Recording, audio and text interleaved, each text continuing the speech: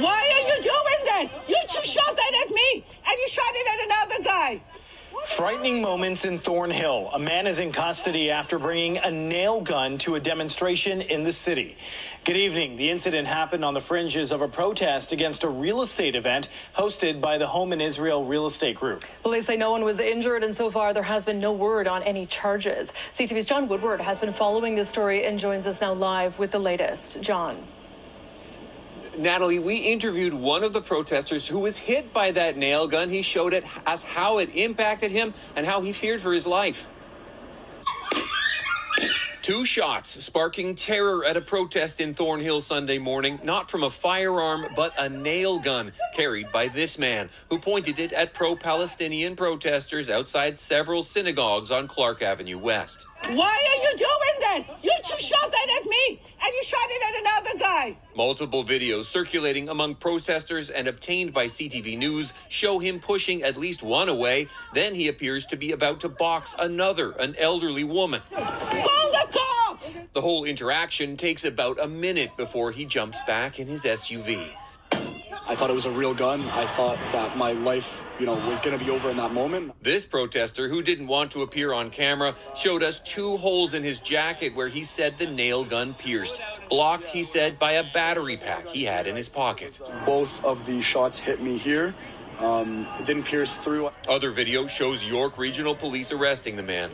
The protesters were gathering outside a synagogue that online posts suggested was hosting a session on buying land in Israel.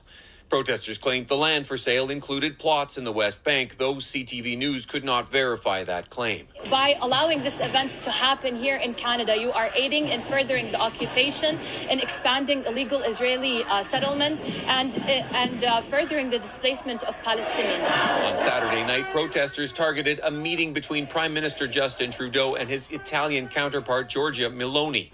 What a tremendous pleasure it is to welcome Prime Minister Meloni to Canada. Video shows the 2 meeting publicly, but the PMO confirmed a portion of that meeting at the Art Gallery of Ontario was cancelled, something this organizer called a win. Even though they're calling for a ceasefire, they're still complicit in arming Israel. Toronto police said 400 protesters were there. Video shows officers on horseback. The service says there were no arrests and no reports of injuries. Where is the father?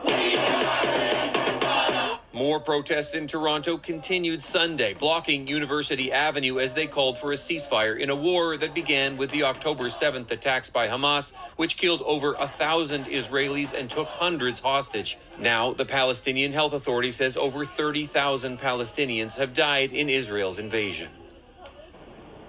The disruption of the Prime Minister's event Saturday night was condemned by several Toronto politicians in online posts. Tensions remain high here in a city that has substantial Jewish and Palestinian populations. From what we could tell, the violence didn't come to any of the Toronto protests, unlike what you saw earlier today in Thornhill. Reporting live, I'm John Woodward. Back to you. Okay, thanks, John. Still to come, the latest